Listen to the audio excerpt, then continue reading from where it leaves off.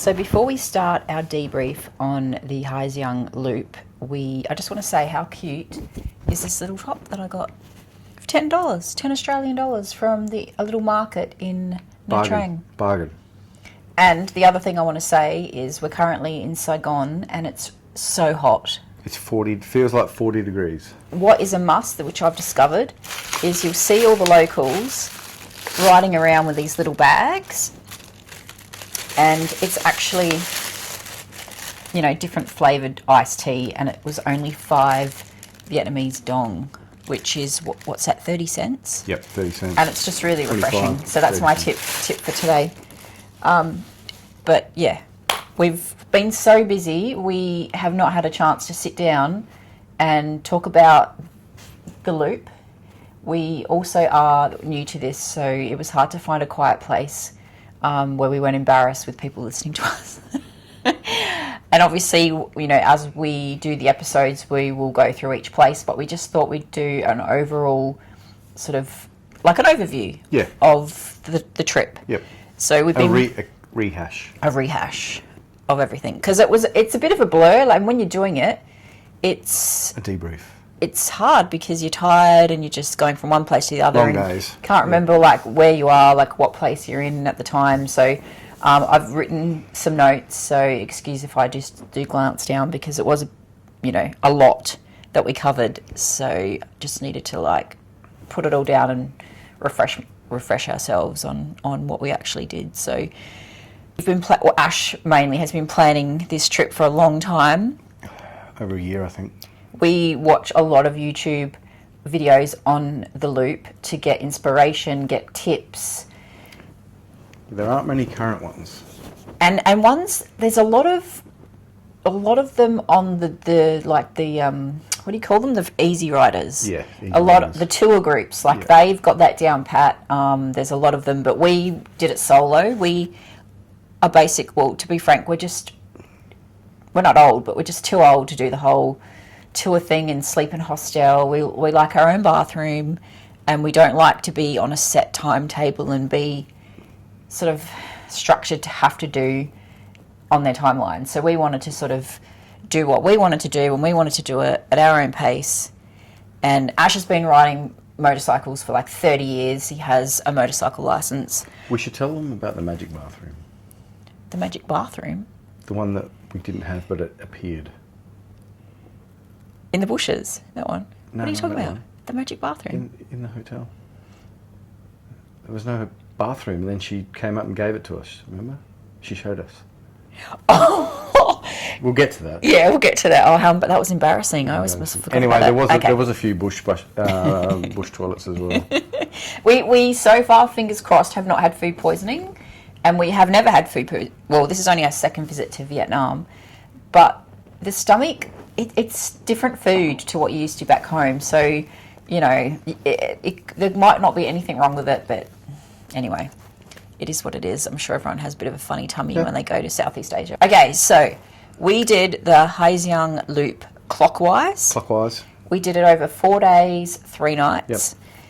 Yep. So day one. About 400 Ks altogether, I think. Who do we hire the bike from? Style Motorbikes in Ha Giang. We initially contacted them in Hanoi and got that process and the deposit. We paid the deposit, and then we did that via Wise. Yep. Not sponsored, but we use we use Wise. And then we switched over to WhatsApp with the Ha Giang depot. What sort of bike was it? It was a Honda CB500x. It was a great bike, panniers on each side and a top box on the back. So actually we needed. I didn't expect to use it, but we filled it, and it also was good for you to lean on. Yeah, it was very comfortable. I felt safe actually because I had the 2 side bits that I could put my hands on, and then we did buy like a back pad to stick on, but we didn't end up like using it because it was actually quite comfortable. So it was super comfortable for me, and I didn't have to hold on to Ash, which makes you more sweaty holding on to someone, you know, when you're riding. But I thought it would be harder taking such minimal luggage because the panniers aren't very big. So we had dry bags, and we had basically one little dry bag each for our clothes. We wore the same thing pretty much every day, which was fine. We didn't wear full-on motorcycle like leathers, but we wore long pants, long sleeve shirts.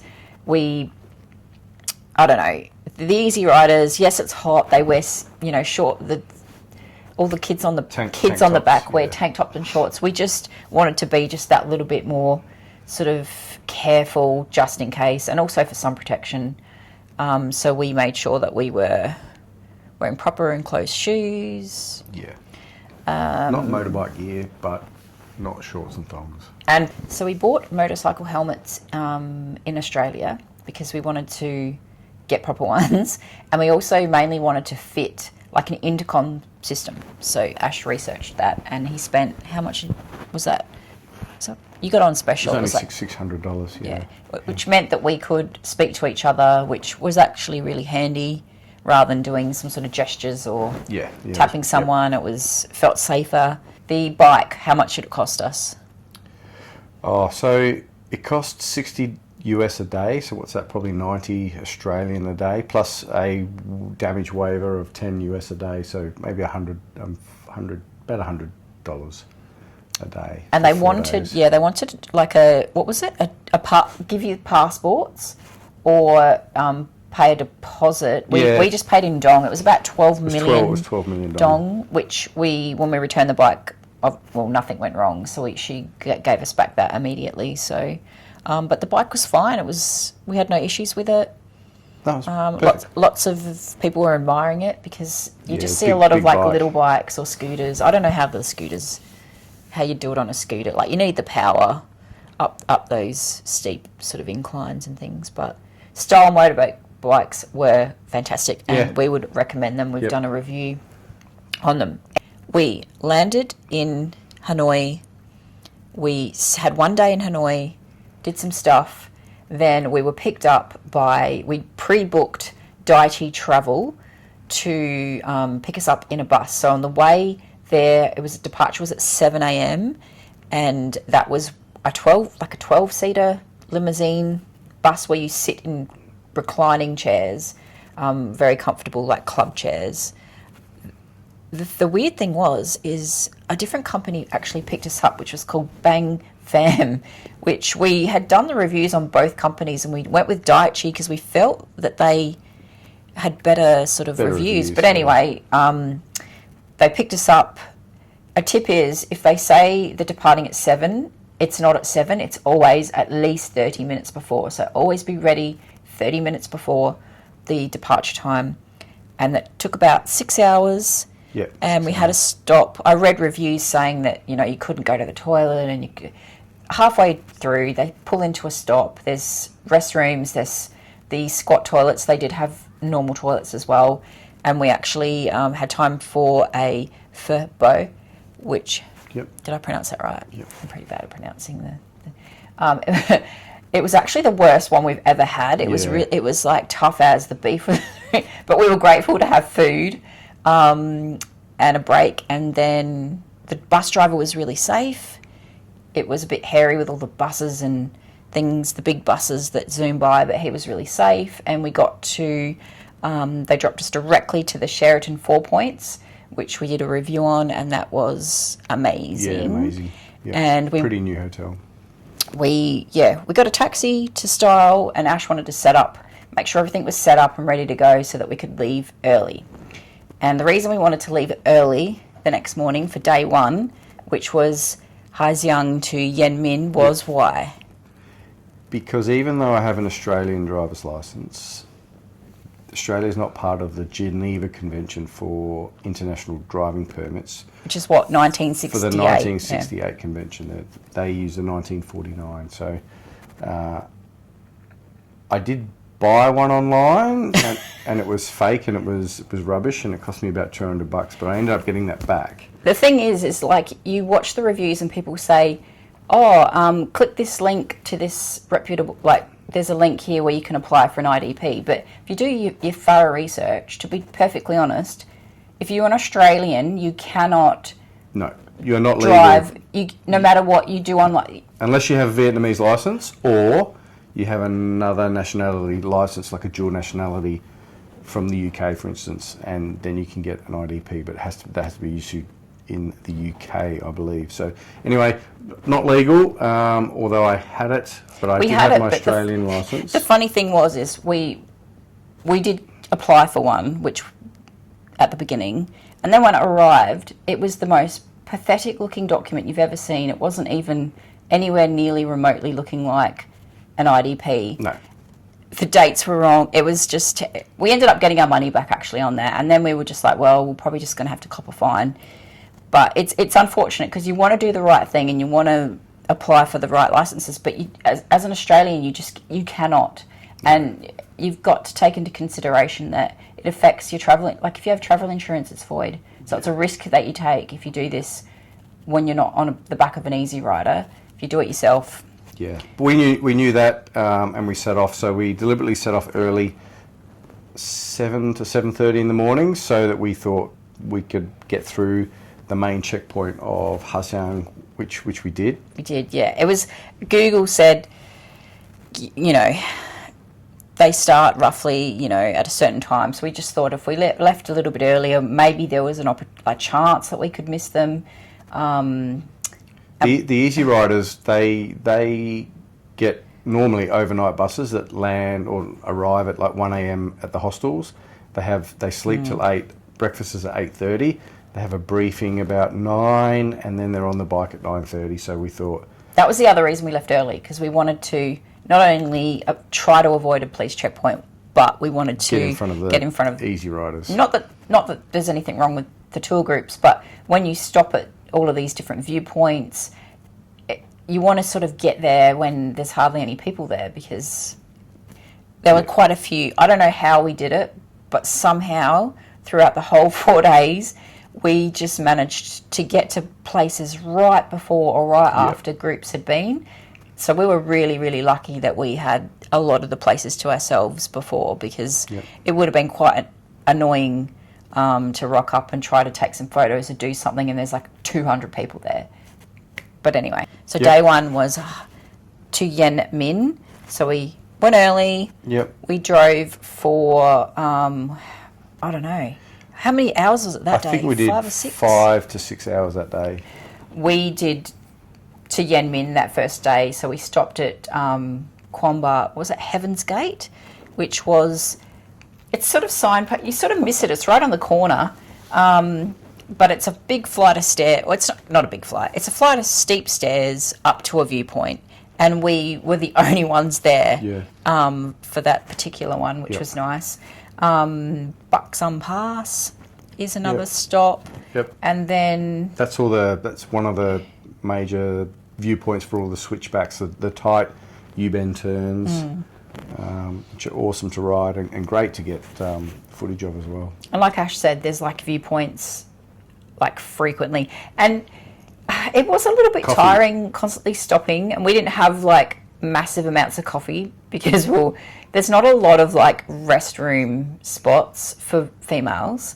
Not so bad for men, but I don't know, it's like how many you actually I underestimated how difficult it was sitting on a bike. Like I was happy to get off frequently because it's hard work, and sitting there, I don't know, after a while everything's sort of, you know, anyway. So it was great to stop, and there's just, after a while though, there's just so many viewpoints that you're like, it's not that you get used to it, but it's like another one. Do we stop at this one? Yeah. And they're building them everywhere. Like on the side of a cliff, they're just building these new viewpoints, and they're just going to be coffee stops and make money from the tour groups. Yeah. So we got to Yen Min about one. That's probably one good thing about the easy riders, is that they know all the good places to stop and the food shops, and it's all organised. See, that was the only negative I would say for us, is because we got to Yen Min about 1 p.m. and there was nothing open. It was nobody has lunch. Dead. It was dead, and we went to our hotel, and then we walked, and we were just walking up and down the street, and we could not find anywhere that was open. One place we stopped in, and everything we asked for on the menu they didn't have. Yeah. So we ended up having fruit, remember? Yep. There was a lady that had a fruit stall, so we ended up having some fruit. But that was odd because we stayed at the Tam Giang Mac Hotel, which had really good reviews. I tried to avoid the hostels because we didn't want, I guess, the noise. You know, if you're 20 years old, you know, it's fun staying up really late and drinking the rice wine and doing all of the karaoke, but we didn't want that. So, but we ended up going to the Bong Bang, which is the Bong tour group for dinner that night. Because there was nowhere else. There was nowhere else we could find. There's plenty of places. In Yen there was much, remember? Because we went out at about 5 and there was this square right near the hotel, and remember all the kids were playing? And they were so friendly. They were all coming up to us and saying hello, and it was a really family, it was really nice to see the kids just in the streets, you know, not on iPads. They were just on bikes and just playing. Yeah, soccer. Yeah. And it was a lovely atmosphere, but it was a struggle. We saw these red Chinese lanterns down this little alleyway, and it sort of attracted us, and then we discovered it was the Bong homestay. So we went in there and had dinner, and there was a bunch of Australians, lads, that were having a great time. They were really friendly, chatting with us, inviting us to stay with them and drink, but we knew that we were up early the next day, and there's no way I could do like that on a hangover. So we went to bed, but the Tam Giang Mac Hotel was lovely little family run. But that was the pretend, but that was the bathroom you were talking about, because it was the Tam Giang. It was the first place. We were up on the 4th floor. There was no elevator. Yeah, it was too. So we had to go up, and then we went into this huge room. It had 2 big double beds. It had you open the front door.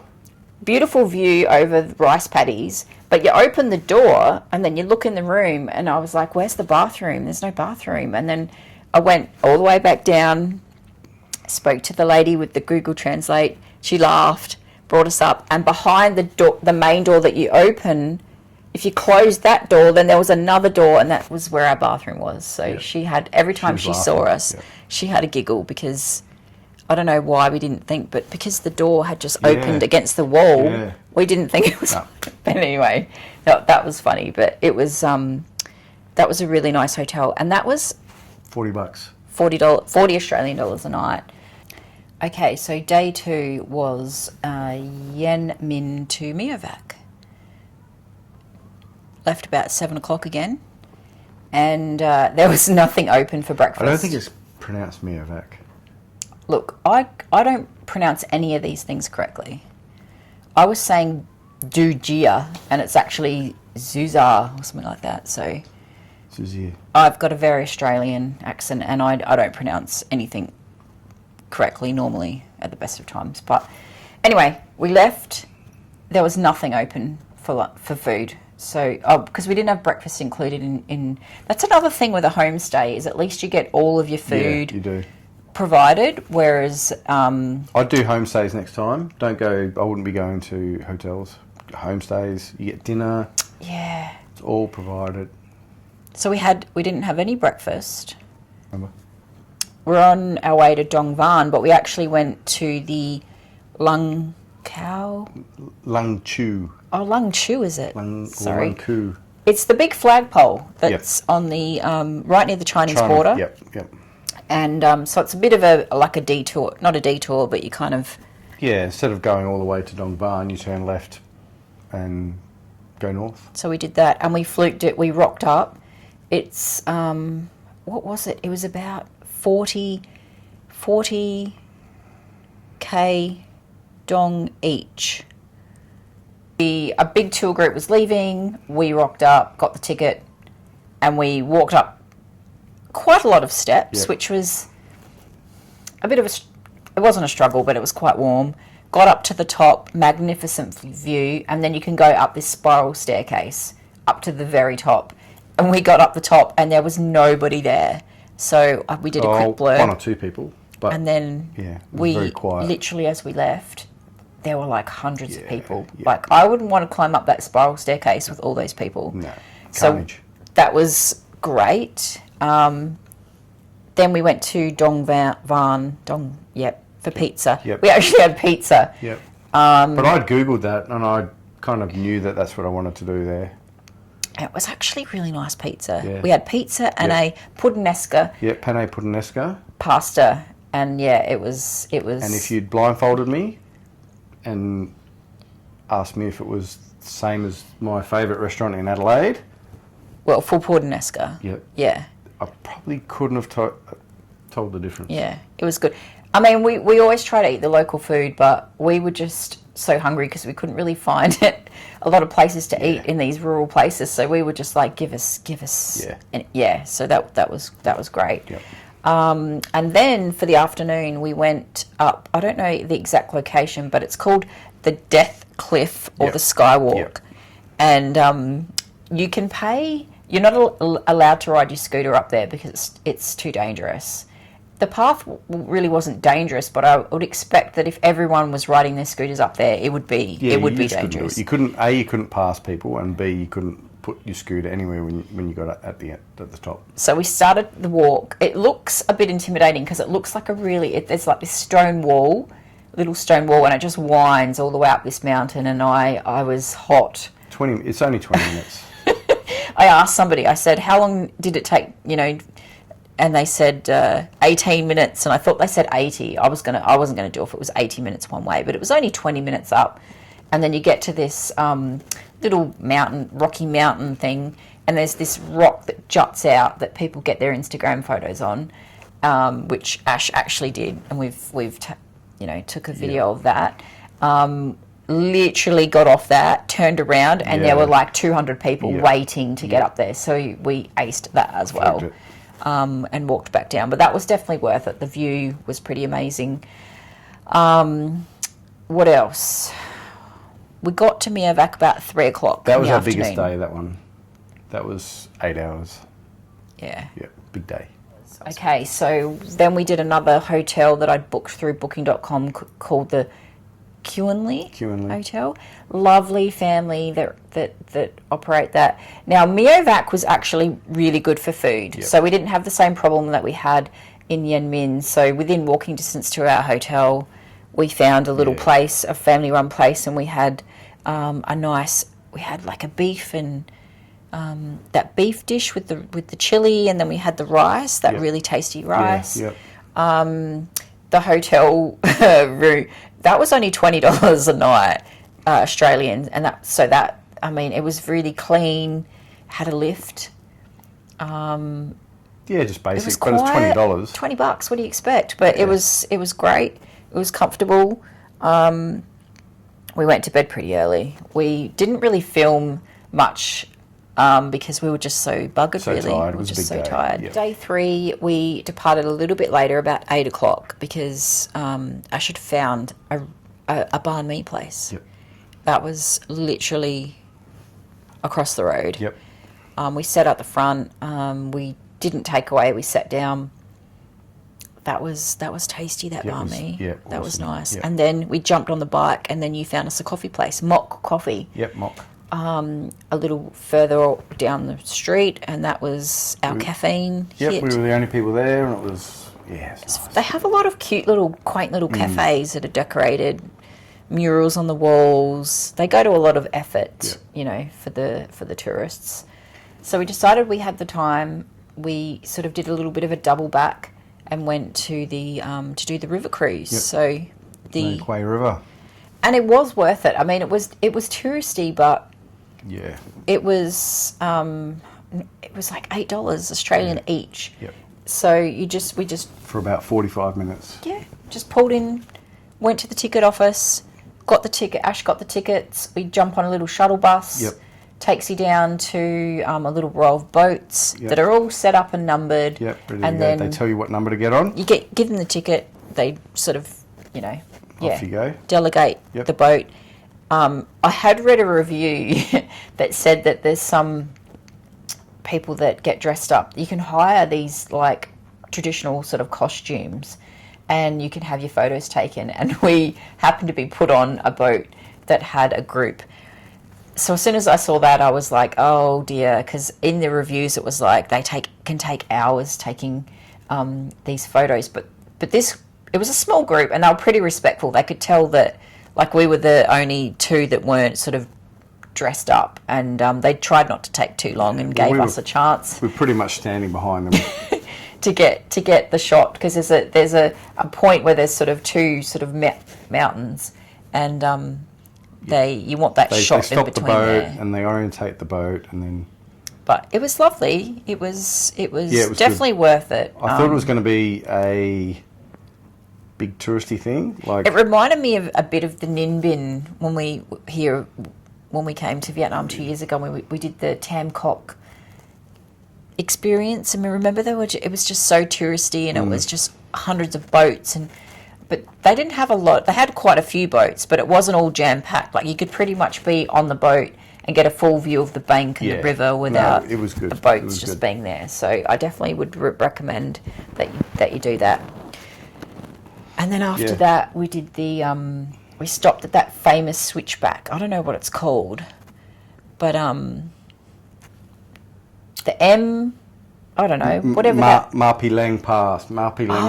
It's the whole pass. It's big, but there's that one series of about maybe 6 or so U-turns.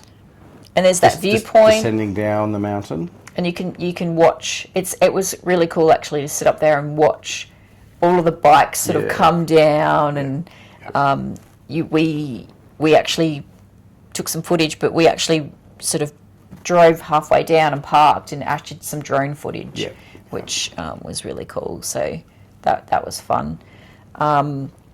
Couldn't find anywhere for lunch again. We struggled in rural Vietnam to find places to eat.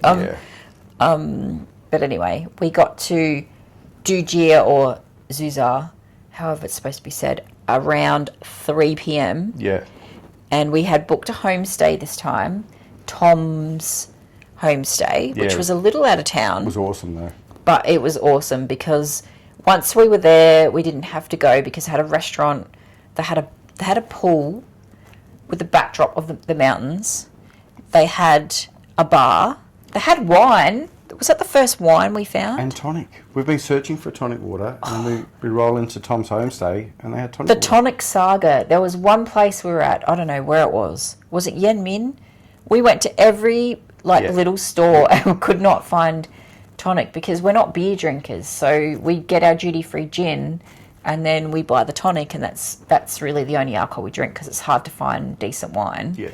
But they had wine, which was actually quite nice. It was nice.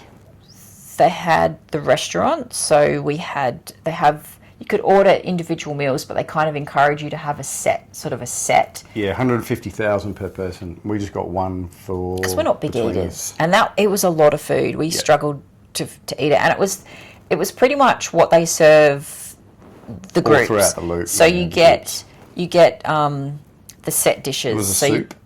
Soup, rice, a vegetable dish, spring rolls.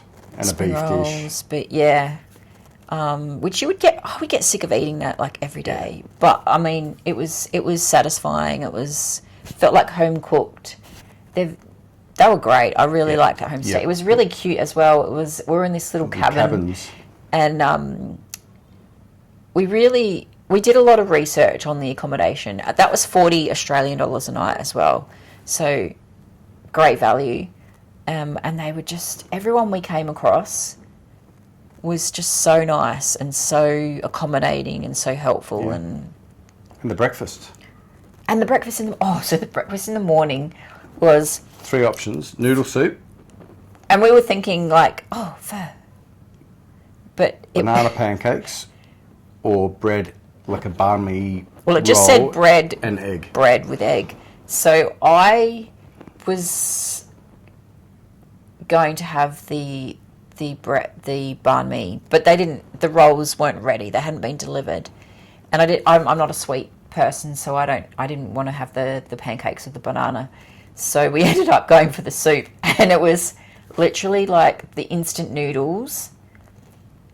But saying that, 2 eggs. There were 2 fried eggs on top and fresh spring onion. And It was really tasty. Super tasty. It was, and all of the drivers were next to us. They were all eating it, so we were like, having that. Let's have that, Yeah. and that was really nice. Yeah. But I rate that place, and I did a review on it, and that was awesome. So that is the benefit of staying at a homestay, is once you're there, you don't have to go out again searching. And if you're drinking anyway, you can't go out on a bike because there's zero alcohol. Yeah.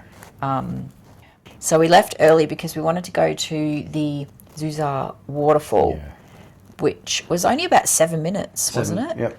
From our accommodation. So that was touristy. Yep. But it was great. I would recommend. They had the bar and the restaurant there, and that was like... Yeah, so you pull in, you park, and then there's this huge... It's really organised, like huge sort of flagstones with all little coffee those little chairs, little coffee tables where you could smoke. A lot of people smoke. We're not smokers, but big restaurant, and then you walk past that, sort of through that, and then there's a few little paths you can take to the waterfall, and it was busy, but it wasn't too bad. It sort of ebbed and flowed with the different groups that came in, but I just sat there and took footage of Ash because he actually jumped off various ledges into the waterfall. So good on you for doing that. 2 levels, multiple jumps. It was fun. Yeah. You enjoyed it, didn't you? Yeah, I love that stuff. You can rent a towel for like 10... 30. Oh, 30 was it? 30,000 dong. Yeah. Yeah. So that was handy, not having to... Because we didn't really think of that. Oh, you're all wet. What are you going to do? And we took the drone. Did some great drone footage, actually. Yeah. But everyone was having a great time. Yeah, I enjoyed that. It was fun. Yeah. We Googled the police checks. They said heading back into Ha Giang, it's a big spot where they check, but a good timing is to avoid lunchtime because they have lunch between like roughly 12. No, don't avoid lunchtime. Get there lunchtime. Yeah, sorry. Get there at lunchtime between 12 and 1:30 because that's when they apparently are on lunch. So we did that. So that's why we did that. The road actually, that was the worst road from Zuzar back to Ha Giang that we encountered on the whole trip. It was full of gravel and pot roads and potholes, and it was hard going. I kept questioning if we were on the right road. Yeah. And I hadn't seen any easy riders. Yeah. We couldn't believe that we made it through the whole 4 days and all of the locations without any police checks. We didn't get fined. We were lucky. we had budgeted 6 million dong, so about 350 Australian dollars. That's what we had stashed. And you read reviews of, I was stopped 9 times, and we weren't sure if you get fined each time. There were comments of, oh, you just get fined once and they write it down and then that carries you through, but we really didn't know. So we were like, what are we going to be up for? How much extra cost? And then just the stress of like, not so much the money, but just knowing that you don't have the correct documentation, and you want to have it, but we can't have it. So we were extremely relieved when we got to the hotel. We dropped our stuff off, but then we had that last 2Ks back to Style Motorbikes. 4.5 Oh, 4.5 Ks back to Style. But I went every back road and side street that I could find to get down there. And then when we finally pulled in, we were just like, it was a relief, wasn't it? If I could just have known that we weren't going to be stopped at all, I probably wouldn't have had that anxiety because it was sort of looming. I said to the lady at Style, no police. She said, very lucky. We were lucky. Yeah. And we were lucky with... It was a fluke, 100% fluke. Yeah. Because there was one point out of Ha Giang that even though we left early, there were remember those 2 policemen on the side of the road? Yeah. But one was on a phone, and he did look at us. He looked at us, yeah. But they weren't quite ready, and we got through. But we also tried to be appropriately are tired and we weren't speeding. Through towns, we were doing 25 kilometres an hour. Just to not draw attention and to, you know. Super slow. Yeah. But anyway, we made it through. Yeah. And Great experience. It was amazing. I loved it. We want to do it again. It's a chance that you just take, I suppose. Just got to factor it in that you will probably be pulled over and checked. But yeah, we were really lucky. But overall, it was a fantastic experience. I personally found it a lot more physically tiring than I expected.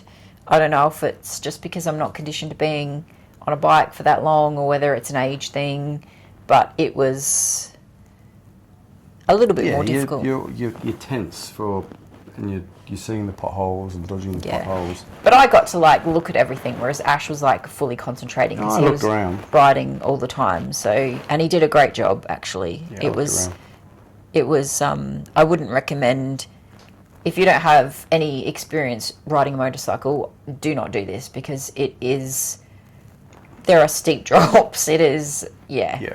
And the tight turnbacks. You need experience. There's a lot of rocks on the road, gravel, like you need to be sensible.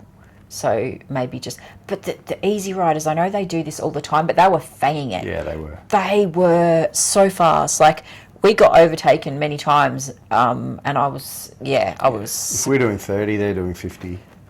But cutting corners. Cutting corners, yeah. But anyway, totally recommend it. Bucket list item. We're going to do it again at some stage. We'll do a different route though, probably. We have plans in the future. We don't know exactly where we're going to retire to, but we would like to do it with the proper documentation. Get a proper license. Yeah, the license of the country. Certain requirements, and they're quite hard to get, but we would feel more comfortable, I think, doing that. The way back, we'll just quickly cover off on that. So we got back. I cannot recommend the 4 points any higher. Yep. They stored our luggage. The staff were amazing, so friendly, and then they upgraded us and gave us a family suite. I just booked a normal deluxe standard room, and we got this fancy suite that had a lounge room, a kids room. It was huge. And then the driver came a little bit early, again, on a little bus, took us to somewhere, and the depot. Yeah. And then we actually got put on the big sleeper bus, which Ash had booked, just to see the difference. So I preferred the lemmas, like the sitting up reclining seats for the 6 hours. He preferred the sleeper bus because you could there's these little cubicles where you can lay down. They've got shutters, they've got curtains, they've got power points. Which I think... Drink holders, air conditioning. If you're going overnight, I think it's the way to go. But during the day, it's kind of hard because you're like not quite fully laying down, but you're kind of like half propped up. You can move the bed. It's just a great opportunity just to lay back and have a snooze. Really uncomfortable. Like my neck was just... But they did stop again. There was one unannounced stop where we were like, what's happening? But the drivers were having snacks. Fruit. They just got off and got a whole heap of fruit and sat around. So we were like, we might as well get out. And I had to use one of those squat toilets, which was okay. I got through it. And then the second stop they actually announced in Vietnamese, and then they said it in English over the PA system. And that was a different stop to the other one coming.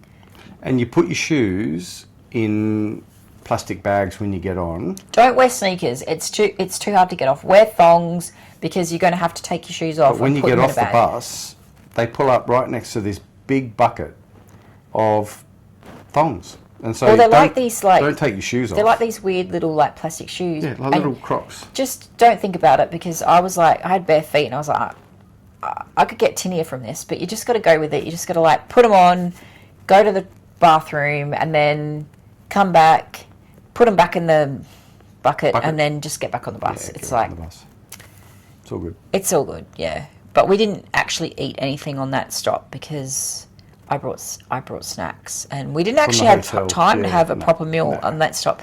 But my biggest fear was we had requested to be dropped at the airport because we had a flight to catch to Nha Trang. And but Ash confirmed with the driver. He's Googled, like, he confirmed multiple times, and they were great. Well, they dropped us off, and then the guy from the bus walks over to this business and gets me a cab, and then says, you don't have to pay. And the lady came out and said, no pay, it's all part of the... Yeah. So the big bus doesn't drive into the actual airport, because that makes sense that they wouldn't do that. But they, just outside, there's this meeting point, there's some shops and stuff, and they drop you there and then, you know, take you to the airport, and it was smooth as. And we got there plenty of time. It was like an hour earlier. The big bus takes longer because they pick up deliveries on the way. Yeah, they pick up parcels. Whereas the smaller bus doesn't. He was just straight there. Yeah.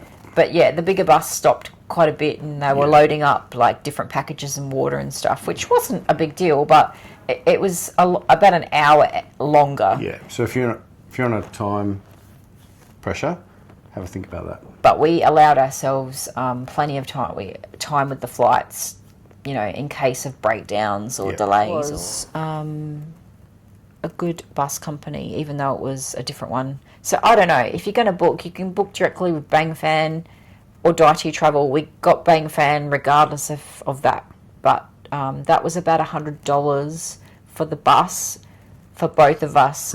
Return. Yeah. Good value for money. We didn't have any issues at all with them. So overall, it was a great experience.